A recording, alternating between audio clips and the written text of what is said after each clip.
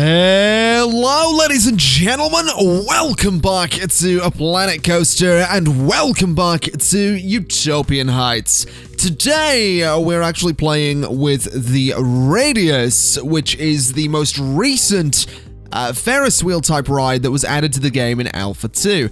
It's a Ferris wheel type thing, but all the little pods are on the outside of the thing. It's a really interesting looking ride, and I looked at this and thought, that kind of looks futuristic in a lot of ways, and I think I could make a really cool looking building using this ride by having a part of the wheel come out of the building, then go back in further up, and having actually the majority of the ride inside the building.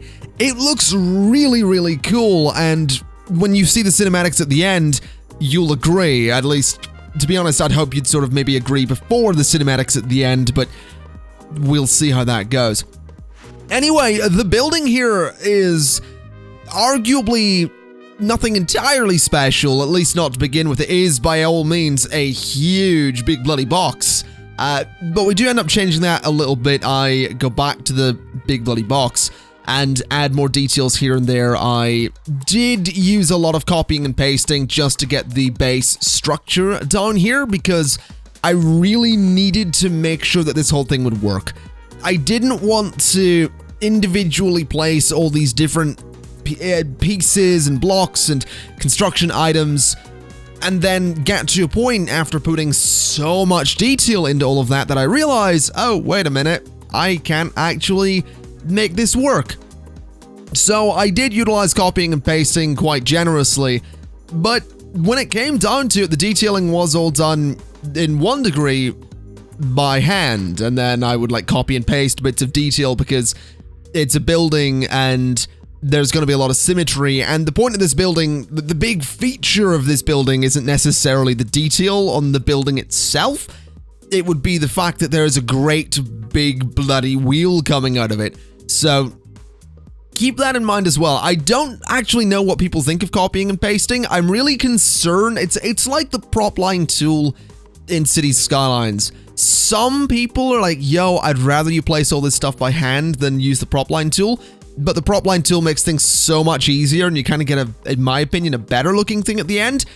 In this case, copying and pasting makes things quicker, and you get the same, if not better, at the end. At least that's my opinion on it. I think copying and pasting is a tool that's in the game that can be used quite well, and I mean, if you just copy and paste the most basic thing, it's going to look really basic. If you copy and paste something that's got a lot of detail, that seems smart to me, because you're not having to spend so much extra time doing the same thing over and over again. That's my 2 cents on it anyway.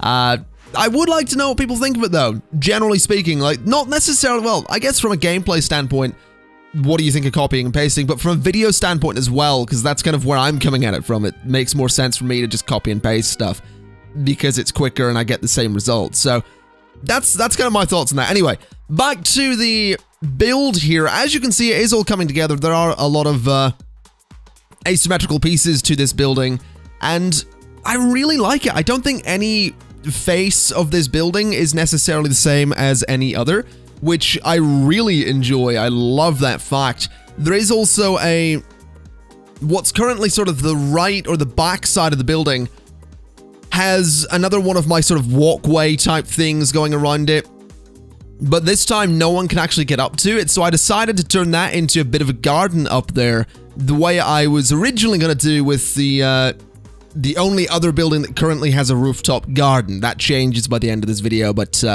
this building actually has 2 spaces that have effectively got gardens on them. This bit we're building at the moment actually ends up having a bunch of trees on top of it and a bunch of plants, and it looks really cool. Then the roof of the building also has that too. I mean, you've seen the thumbnail, I assume, so I'm not spoiling too much there. But this was just so much fun to do. This actually took longer than I thought it would as well. Not to keep talking about other series that I'm doing, plug, go watch Cities Skylines. But I mentioned in yesterday's Emerald County video that whilst doing all of the time-lapse stuff in that, I was watching Bob Ross. Exactly the same here. I watched like 4 hours of Bob Ross on Netflix whilst building all of this, and it's the greatest thing, because you're just sitting there like going, how am I going to make this building work? How am I going to get this big old Ferris wheel to go through the building? And then Bob Ross is over on the second screen going, and we're just going to place some happy little trees here, and it's an almighty mountain. It's the best thing. It's like, I don't have anything to worry about as long as I'm having fun. And honestly, it's true. I don't know. It's really relaxing to build stuff in this game and watch Bob Ross. So there you go. Anyway, back to the build. At the moment, I'm just adding in a little bit more detail to the exterior of the building. I say adding detail. There's much more detail to come. Don't worry. I just realized where that sort of blue line goes around from the rooftop pieces. I wanted to sort of continue the whole way around the building so the whole thing's not completely white. I then realized that it's still very white, so I needed to add in a bunch of windows like this. And I didn't want to add in the tiny ones because there'd be way too many of them. It would look way too repetitive and look very dull. So we do end up going with these huge windows all over the building. We do add some of the smaller ones in, but generally speaking, the majority of Wildings? That's a combination of the word window and building. There you go. The majority of windows on this building, there you go, hashtag Wildings, are in fact those giant ones that you can see there. Like I said, there are some smaller ones in places that they make sense, but the giant ones just look really, really good. We get a bunch of them on this side of the building here, and I really like how they look. It's something I want to play around with a little bit more, actually, is getting these big windows into more of my my buildings, because, like I said, the smaller ones are a bit more repetitive, and they can work in places, but I think these big ones are definitely where it's at. Especially when you get to play around with the lights the way I did. This building at nighttime is incredible to look at. It's the most, I think it's has the most lights out of any building I've done thus far, which is interesting. And I highly doubt it's going to stay that way. I'm probably going to end up adding so many more lights to all of my buildings from this point on, because I'm just having so much. Like I said, you know, Pirate Valley, I didn't get to play with lighting because nighttime didn't work on that map. This map, nighttime works. Oh, it works. And it's so much fun looking at this at nighttime and seeing how nice everything is when it's lit up. By the way, I remember someone commented on the most recent episode of Pirate Valley, like, yo, have you just abandoned this? I haven't abandoned Pirate Valley. I am absolutely going to finish it. I'm just having so much fun with this and just, like, taking a ride, putting a building around it, and detailing the crap out of it. So I will finish Pirate Valley. I absolutely promise I will finish Pirate Valley. And then, like, if I can put the map up for download, then I will. Or I might just wait for actual support for, like, sharing maps through the game, because I think that's a thing they're doing. If they're not, then Frontier, yo, map sharing natively in the game would be amazing. Just saying. Anyway, just again adding a bunch of details to the lower tier of windows there. As you can see, using a lot of those sort of iron/steel beams and poles to just add a bit more variety to the sort of supports of the building. I really like how they look. I think they add a really interesting just dynamic to the building, because the pillars that we usually use are the ones that really match the theme. You know, they're very clean and their panels and all that stuff. Those metal ones just ground things a little bit. They're a little bit dirty. They're a little bit more industrial looking, and I really like them. Anyway, as you can see, I've already gone ahead and added in all of the plants for this first sort of garden area, adding some windows above the doors and all that stuff, getting the pillars in there as well. I've absolutely fallen in love with this whole thing of adding in plants and all that stuff to sections of these buildings. Also, I want to point out that I know those lights look strange. I know that, like, it's just it's a clump of, like, 4 lights in one, but I love how the sort of the beams of light just go in all directions there. I think that looks so cool, and I'm happy enough to keep the weird clump of 4 merged lights there for the sake of that, the 4 beams of light going up, down, left, and right. I think it looks so good, and I really do like it.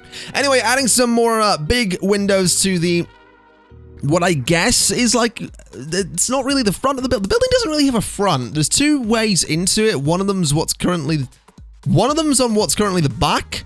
One of them's what's on currently the other. If this is the front of the building, one is to the right and one is at the back. That's where the entrances are. You're not going to see me place those entrances, by the way, because I've decided that going forward, I'm going to cut out all of the tedious like interior work on buildings because it gets real. The camera just goes nuts and like I move it about like crazy. So it's better to just cut that stuff out and sort of show you the exterior stuff and then show you the completed building. So that's kind of the way I'm going to do things going forward, just to make things a little bit better to watch, because things can get really just messy and difficult to follow when you're in a really tight space and moving the camera about like crazy. So that's the plan there. Anyway, just adding in some balconies here because I realized that I really don't want to add in a whole bunch more windows up here. I think that'll be a terrible idea to add in just another bunch of those giant windows. At this point, as cool as they look and as nice as it is to have those giant windows, it would have been too repetitive and it would have been exactly what I was saying earlier, just a bit too much. I did have fun adding details to all of these balconies though. Some of them have plants, some of them have weird statues, some of them have barrels, some of them have sofas. It was just fun going about and adding all that stuff in.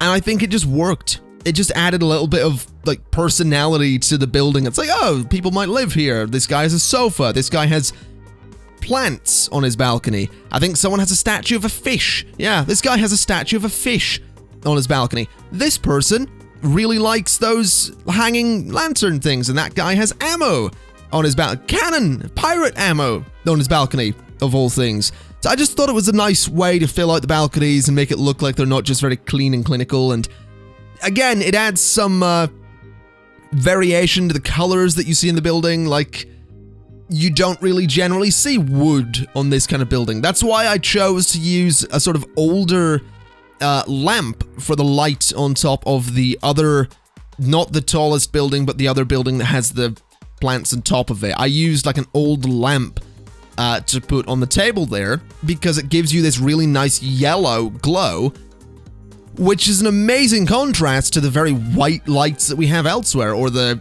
spotlights that we have everywhere else. It's just something a bit different. So having all the woods in there and the statues and the plants just brought some more color to the building.